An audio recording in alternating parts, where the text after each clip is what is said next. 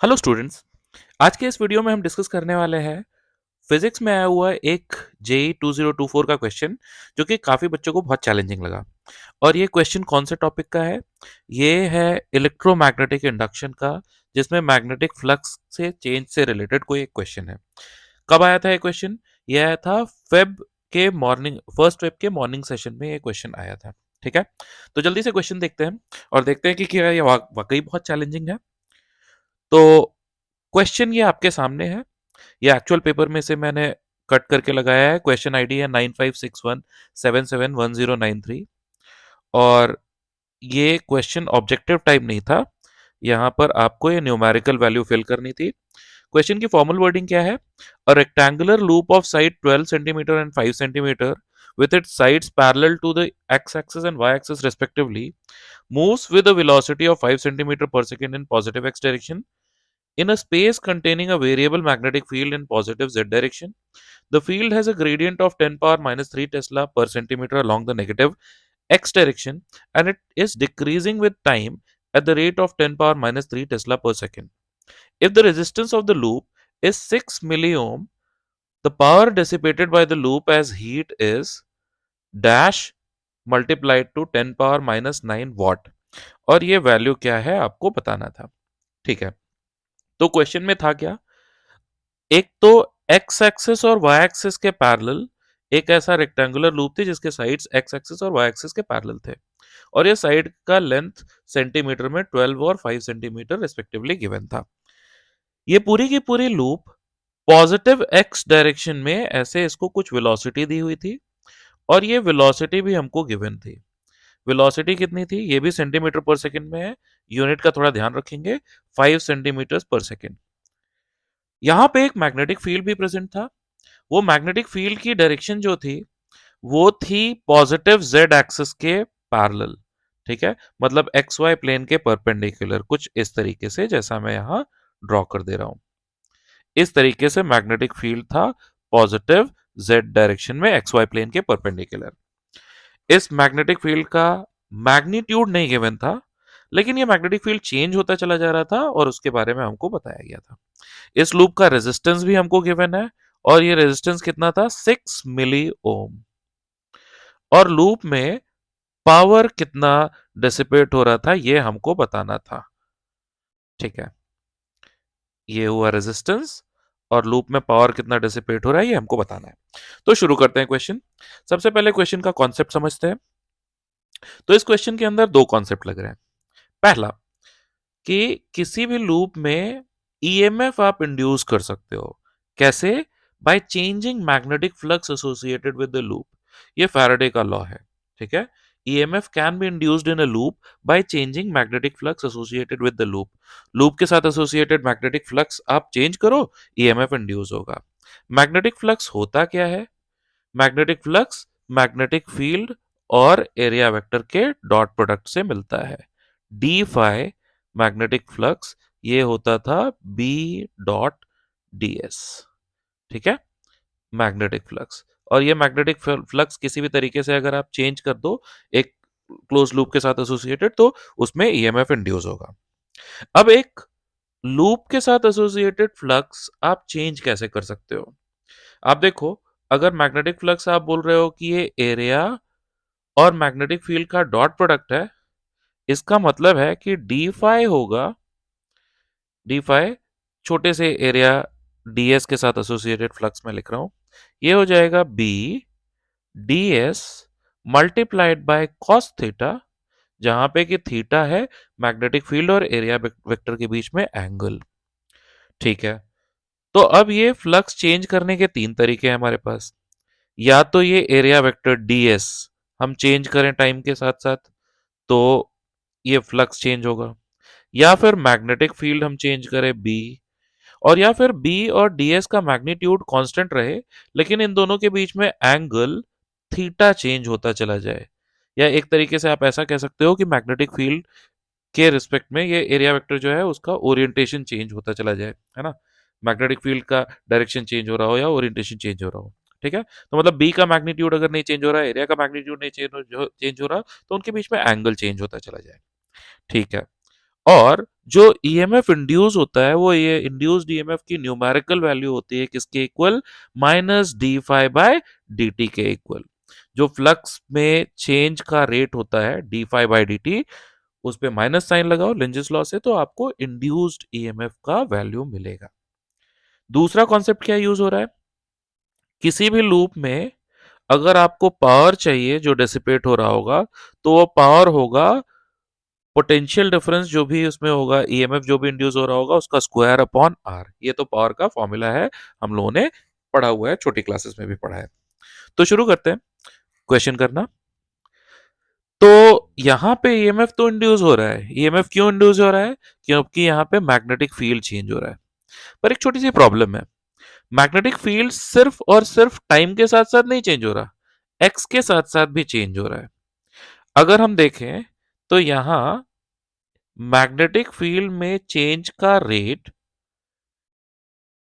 अगर dB bye dt देखें with respect to time, तो ये हमको लिखा हुआ है 10⁻³ टेस्ला पर सेकेंड। ठीक है, ये तो टाइम के साथ साथ मैग्नेटिक फील्ड चेंज हो रहा है, टाइम के साथ साथ। ठीक है, अगर हम ये एक्स डायरेक्शन में ऐसा पॉजिटिव एक्स डायरेक्शन में जा रहे हैं किसी एक पॉइंट ऑफ टाइम पर, समझो कि हमने टाइम फ्रीज कर दिया और तब एक्स डायरेक्शन में आगे बढ़ रहे हैं, तो हमको ऐसा पता चलेगा कि मैग्नेटिक फील्ड का मैग्नीट्यूड डिक्रीज होता चला जा रहा है। किस रेट पे डिक्रीज हो रहा है, ऐसा लिखा हुआ है कि dB बाय dx पर यूनिट लेंथ जो मैग्नेटिक फील्ड में चेंज आ रहा है वो 10⁻³ टेस्ला पर सेंटीमीटर है। ठीक है, यहां आप देख सकते हो 10⁻³ टेस्ला पर सेंटीमीटर लिखा हुआ है। लेकिन ये ग्रेडियंट, ग्रेडियंट मतलब होता है किसी भी क्वांटिटी का चेंज पर यूनिट लेंथ, है अलोंग नेगेटिव एक्स डायरेक्शन। मतलब पॉजिटिव डायरेक्शन में जा रहे हो तो पर यूनिट सेंटीमीटर, मतलब हर सेंटीमीटर में इतना मैग्नीट्यूड डिक्रीज हो रहा है। तो पॉजिटिव डायरेक्शन में इसको हम ऐसा लिख सकते हैं माइनस साइन के साथ 10⁻³ टेस्ला पर सेंटीमीटर। तो हमको मैग्नेटिक फील्ड में टाइम के साथ साथ क्या चेंज आ रहा है ये मालूम है, 10⁻³ टेस्ला पर सेकेंड, हर पॉइंट पे मैग्नेटिक फील्ड चेंज होता चला जा रहा है। ठीक है, और वो चेंज कैसा हो रहा है बाय द वे, हाँ ये भी इंपॉर्टेंट है, ये टाइम के साथ साथ भी जो चेंज आ रहा है ना, ऐसा लिखा हुआ है it is decreasing with time at the rate of 10⁻³ tesla per second. तो हमको इस dB बाई dt को भी माइनस साइन के साथ लिखना चाहिए, dB by dt is equal to -10⁻³ tesla per second and dB by dx is equal to -10⁻³ tesla per centimetre. Time के केस में इस माइनस का मतलब है कि टाइम के साथ साथ ये मैग्नेटिक फील्ड कम होता जा रहा है, और यहाँ लेंथ के साथ साथ में ये ग्रेडियंट जो हमने लिखा है इसमें माइनस का मतलब है कि पॉजिटिव एक्स डायरेक्शन में आप जाओगे किसी पॉइंट ऑफ टाइम पर तो ये मैग्नेटिक फील्ड डिक्रीज हो रहा है। ओके, ये दो बात हम समझ गए, मैग्नेटिक फील्ड कैसे टाइम के साथ चेंज हो रहा है, कैसे एक्स कोऑर्डिनेट के साथ चेंज हो रहा है। अब आगे चलते हैं। अब हमको इंड्यूस्ड ईएमएफ अगर कैलकुलेट करना है तो ये दोनों इफेक्ट जो मैग्नेटिक फील्ड में चेंज का है, उन दोनों इफेक्ट की वजह से ईएमएफ जो इंड्यूस हो रहा होगा उसको देखते हैं। तो हम देखते हैं सबसे पहले effect of change in field with time. Time के साथ साथ मैग्नेटिक फील्ड चेंज हो रहा होगा तो उसकी वजह से कोई ईएमएफ इंड्यूस होगा। अब इस पूरे इस पूरे लूप के ऊपर अगर हम देखें तो मैग्नेटिक फील्ड तो वेरिएबल है, तो ओवरऑल फ्लक्स निकालने के लिए तो हमको एक किसी स्ट्रिप के ऊपर मैग्नेटिक फील्ड लिख करके इंटीग्रेट करना पड़ेगा। पर क्या मैं ऐसा कह सकता हूं कि भले से इस पूरी लूप के ऊपर मैग्नेटिक फील्ड वेरिएबल हो, लेकिन मैग्नेटिक फील्ड के चेंज का रेट टाइम की वजह से dB बाई dt तो हर जगह पे सेम है। तो ये टाइम के इफेक्ट की वजह से एक ईएमएफ इंड्यूस होगा, वो इंड्यूस्ड ईएमएफ को मैं -dB by dt multiplied by a लिख सकता हूं, -dB by dt multiplied by a. Okay, अब देखते हैं, चलो इसको E1 बोल देता हूं मैं। ठीक है, E1। अब अगर हम लोग effect of change in field with x देखें तो हम ऐसा कह सकते हैं कि इस पूरी लूप के साथ में इस पूरी लूप का कुछ एरिया आया होगा, और साथ ही साथ मैग्नेटिक फील्ड में चेंज इसलिए भी आ रहा होगा क्योंकि ये पूरा का पूरा लूप ऐसा धीरे धीरे आगे शिफ्ट होता चला जा रहा है, और जैसे जैसे ये आगे शिफ्ट होता चला जाएगा तो अलग अलग एक्स कोऑर्डिनेट में मैग्नेटिक फील्ड अलग अलग था, तो वो मैग्नेटिक फील्ड में चेंज आ रहा होगा। ठीक है। तो यहां पर एक दूसरा ईएमएफ इंड्यूस हो रहा होगा E2, जो कि, एक मिनट मैं इसको साफ साफ लिख देता हूं, E2 जो कि होगा माइनस dB/dt मल्टीप्लाइड बाय ए, और इस बार ये dB/dt एक्चुअली क्या है, change in magnetic field rate of change in magnetic field, क्योंकि ये पूरी की पूरी लूप आगे शिफ्ट होती चली जा रही है। इसको मैं ऐसा भी लिख सकता हूं, minus dB/dx multiplied by c dx/dt multiplied by a. एक तरीके से मैंने क्या किया, dx से ऊपर नीचे मल्टीप्लाई कर दिया। तो अब ये लूप पूरी की पूरी आगे शिफ्ट हो रही है, इस वजह से इस लूप में जो मैग्नेटिक फील्ड पूरा वेरी कर रहा है, ठीक है, इसकी शिफ्टिंग की वजह से उसको हम लोग ऐसा dV/dx मल्टीप्लाइड बाय dx/dt के फॉर्म में भी एक्सप्रेस कर सकते हैं। अब अगर हमको नेट ईएमएफ जो इंड्यूस हो रहा है, तो ये E2, और इससे पहले पहले टाइम के साथ साथ हर पॉइंट पे जो मैग्नेटिक फील्ड चेंज हो रहा था, उसकी वजह से जो ईएमएफ इंड्यूस हो रहा था E1, उन दोनों को ऐड कर देना चाहिए। इसका मतलब मैं ऐसा बोल सकता हूं कि किसी भी टाइम पर जो इंड्यूस्ड ईएमएफ होगा वो होगा E1 प्लस E2, जिसकी वैल्यू हो जाएगी माइनस साइन के साथ में अंदर dB/dt plus dB/dx multiplied bye dx/dt multiplied bye a। ये हो जाएगा हमारे लिए इंड्यूस्ड ईएमएफ का वैल्यू। ओके, अब ये चलो पहले कैलकुलेट कर लेते हैं। तो ये वैल्यू होगी माइनस साइन के साथ में dB/dt की वैल्यू याद करो, -10⁻³ टेस्ला पर सेकंड थी। ठीक है। और dB/dx था -10⁻³ एक मिनट, -10⁻³ मल्टीप्लाइड बाय dx/dt क्या था, वेलोसिटी, जो कि था 5 सेंटीमीटर पर सेकेंड ना।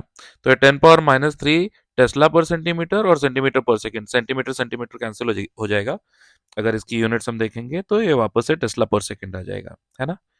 मल्टीप्लाइड बाय एरिया, लूप का एरिया क्या होगा, साइड लेंथ थे 12 इंटू 5, लेकिन ये सेंटीमीटर में थे, तो इसलिए हमको 10⁻⁻4 को भी मल्टीप्लाई करना पड़ेगा। ऑल राइट, तो ये फाइनली हमको मिलेगा 6 इंटू 12 इंटू 5, माइनस कॉमन लेंगे तो कैंसिल हो जाएगा, 10⁻³ इंटू 10⁻⁻4, ये हो जाएगा 10⁻⁻7, और सब कुछ एसआई यूनिट में है, तो ये भी हमको एसआई यूनिट में मिलेगा, वोल्ट्स। ठीक है। अच्छा, और ये होगा 72 मल्टीप्लाइड बाई 5, 72 मल्टीप्लाइड बाई 5 कितना होगा, 70 मल्टीप्लाइड बाई 5 350, और 360, मतलब 360 इंटू 10⁻⁻7 वोल्ट आया ई इंड्यूस्ड। ठीक है, चलो यहां तक तो हो गया। अब हमको कैलकुलेट क्या करना था, पावर कैलकुलेट करना था। तो पावर के लिए हमारे पास फॉर्मूला क्या है, जो भी ई इंड्यूस्ड आया उसका स्क्वायर अपॉन रेजिस्टेंस। ई की वैल्यू हमने निकाली कितनी, 360 मल्टीप्लाइड बाय 10⁻⁻7, और इसका स्क्वायर करना था तो 2 बार लिखते हैं। और नीचे हमारे पास है रेजिस्टेंस कितना, 6 इंटू 10⁻³ ओम। अब अगर इसको हम सॉल्व करेंगे तो ऊपर हमको मिलेगा, 360 को 6 से डिवाइड कर सकते हैं, हमको मिल जाएगा 60, पावर अगर देखेंगे तो 60 × 360, 60 × 360, 0 0 6 18 + 3 2 1, ठीक है, मल्टीप्लाइड बाय, यहाँ पर आ जाएगा 14 10 पावर -11 वाट। ये आ गया पावर। अब ऊपर जो हमको पावर लिखा था उसमें पावर की जो वैल्यू लिखी थी उसमें ऐसा 10 पावर -9 वाला टर्म था, तो यहाँ मल्टीप्लिकेशन में क्या आ जाएगा 216। तो फाइनल आंसर इस क्वेश्चन के लिए क्या होगा 216। क्वेश्चन थोड़ा सा ट्रिकी था, इसलिए ट्रिकी था क्योंकि इसमें फ्लक्स चेंज तो हो रहा था, लेकिन चेंज किस वजह से हो रहा था, दो वजह से हो रहा था। पहली बात तो मैग्नेटिक फील्ड टाइम के साथ साथ बदल रहा था, और साथ के साथ जैसे जैसे आप एक्स डायरेक्शन में, पॉजिटिव एक्स डायरेक्शन में जा रहे थे, तो magnetic field as a function of position भी चेंज होता चला जा रहा था, ड्रॉप होता चला जा रहा था। तो आई होप आपको ये क्वेश्चन समझ में आया होगा। Thank you so much.